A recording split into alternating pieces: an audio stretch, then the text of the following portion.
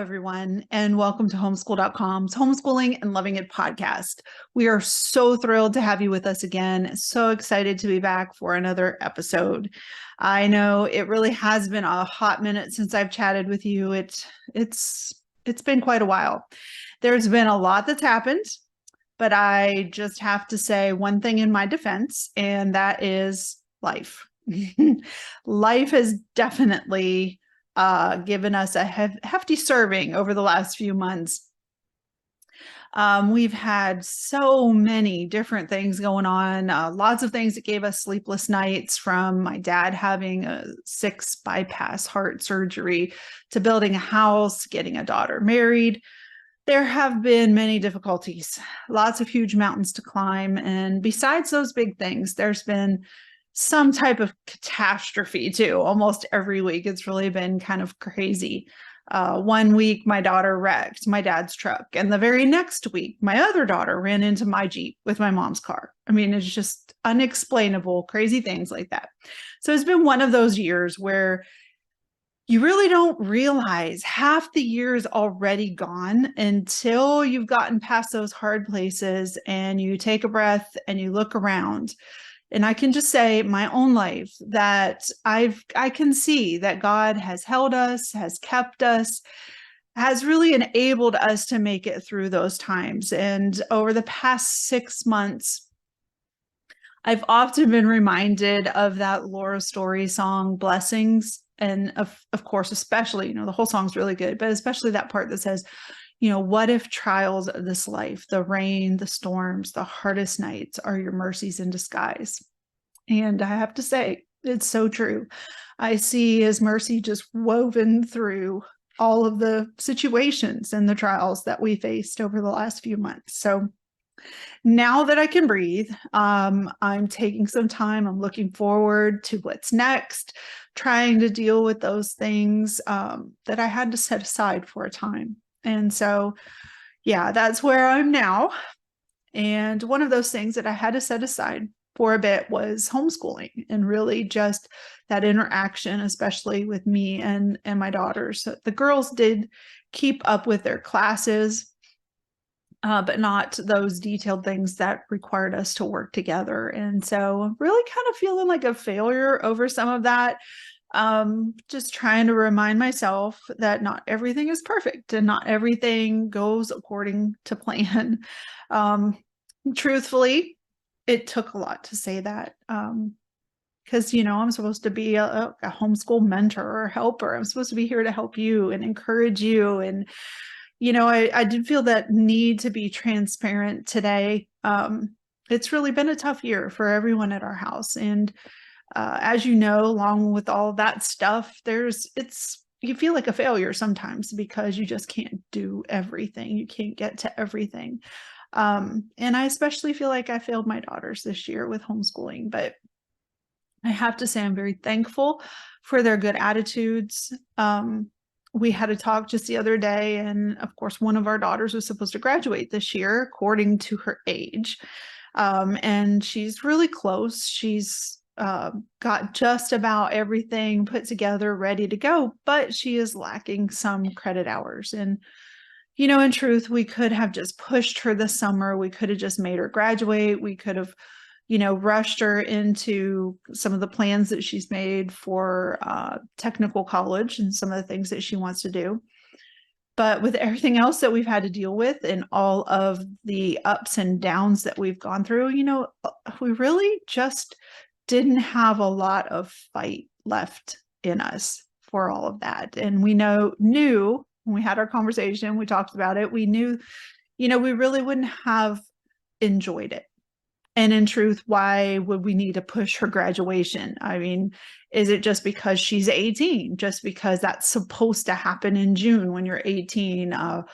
Was it for other people? Why? So we all did agree that it really wasn't a good reason. And we determined just to finish those credits that she has left in the fall semester and graduate this fall. We can take some time, and we can have a nice graduation and a big party and, just enjoy it so much more. But I know so many times it's really easy for us as parents, maybe even more so for mamas, because mamas tend to do this a little bit more. But we look around and we perceive that so many of the other homeschooling families around us are just perfect, and that their kids are all graduating with college degrees when they graduate from high school, or all that is wonderful, and it's pretty amazing what homeschoolers can do across the board. I'm never cease to be amazed by stories that I hear and by friends telling me about their kids. I mean, it's wonderful, but sometimes it isn't like that. Sometimes life happens. Sometimes things just get in the way. Sometimes you just have to put homeschooling to the side just for a little while and, deal with the pressing issues for us. And so, like us, sometimes it's a fight for survival, just basic survival some days. And you just have to give your attention to the most pressing issues first. And so, just like the safety instructions when you're on an airplane, but they tell you put your oxygen mask on first and then help those that are beside you. And so that's pretty much how I've just tried to handle these last few months, and even the last few weeks when I've had some time to breathe and look around and see and take inventory of what's going on and what's happened. It's time now that we finally moved and we've settled a little bit, to do that planning and looking back and making sure that I take care of those things that I did have to set aside, that I give attention to those things that are really needing our attention for this next homeschool year. And so I know I wanted to talk to you about feeling like a failure and how to deal with that and plan for next year. And really, essentially, when we do fail or we've dropped the ball in certain areas or there are issues, we can learn from those things, and we can take those experiences and hopefully translate it into the next year and just make next year even better because we've learned a few things. So I know those of you who've been around homeschool.com for a while, kind of my general idea of how I like to plan, how I like to put things in order for the next year. And so I'm just going to go over that real quick, just in case there are some new people out there. I want to encourage you in these things. Sometimes we look at planning a new homeschool year, or maybe you're a new homeschooler, and sometimes it just seems so intimidating. And, a lot of times, like I was just talking about, we have this preconceived idea that we have to plan our homeschool year like a regular school year. And in truth, you do not. I really want you guys, I want to encourage you to take that out of your head. Don't let that thought even run through your mind, because you are not a school. You are homeschooling. You are learning at home, and it's a totally different mindset, a totally different process, even in its functionality. And so I just want to encourage everybody to realize that school at home is really not what homeschooling is. It's an amazingly different process, and one that, just to be honest with you, I wouldn't trade for the world. I have to say, with my own 6 kids, homeschooling has been the best decision that we ever made. It's brought us closer as a family. I feel like we were able to invest in our kids way more than we would have had they gone to school every day. So obviously I'm a proponent of it. I think it's great, but planning for that new homeschool year does not need to be intimidating. There are a few simple steps that you can take and just get that ball rolling. And of course, the first one, if you've already homeschooled, is to review the previous year. That's kind of where I am at right now. I am reviewing the previous year. I'm looking at what the girls need to do because they're both in high school. And then I'm also considering their strengths and their passions, because they are really good at certain things. And I want to make sure that we incorporate those things that they really love and that they're really good at into their studies, because they can learn more, grow more, and be masters of those things, so to speak, so that they could use that in their future.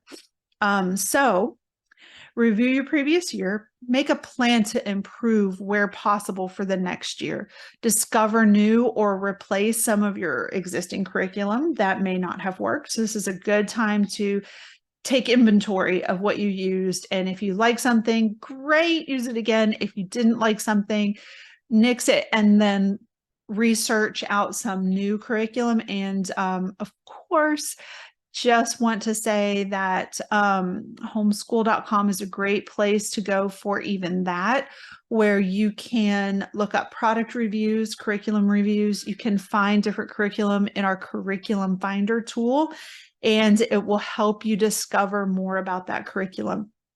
We also have some other great resources and blogs where homeschoolers talk about the different curriculums as well. So kind of head over there if you want to learn more about other curriculum. And then, of course, once you've kind of discovered that, you've purchased new curriculum, maybe you've got that going, then you want to sit down and take those things and make a plan.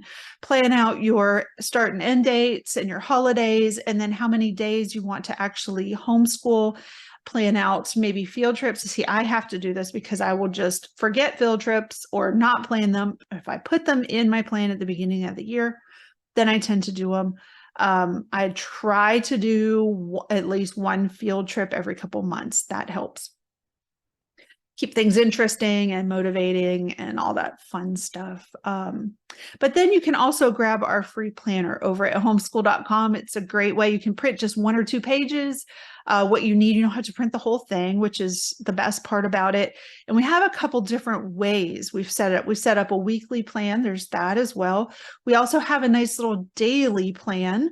And then we have this 1-page weekly plan that you can create for each child. And then that one was my favorite because I had 6 kids. And so I would give them their weekly plan, and it had a checklist on it. So I could say, you need to do this, this, this, and this, and they could check it off for Monday, Tuesday, Wednesday. So that was wonderful. But there are a lot of different tools. If you like to plan digitally, we have a digital planner, and you can get that for free as well. We try to help you with as many tools that will help you organize and plan your homeschool for free. So just take a peek and dig around over there, and you'll probably find something that you need. And then, as you make the plan your daily routine. Now, that's something that I always encourage parents. Don't be rigid. Don't be like, at precisely 8 o'clock, we're going to do this, because I don't know if you're anything like me, that's just going to fall apart, because the mailman's going to come at 8 o'clock, or, Nana's going to stop by and you're going to need to visit for a little bit, so don't put time constraints, but just have a routine. And if that routine happens at 8 o'clock, great. If it happens at 10 o'clock, great. Just be flexible. Well, there's a lot more information about getting started and planning your year on homeschool.com. So I just want to encourage you, if you need more, to head over there. And I'll have a lot of things in the show notes for this podcast as well on homeschool.com, so you can check it out there. And, I'm really glad that you joined me today. I know I talked about some of my heart issues, my problems, my struggles over the years.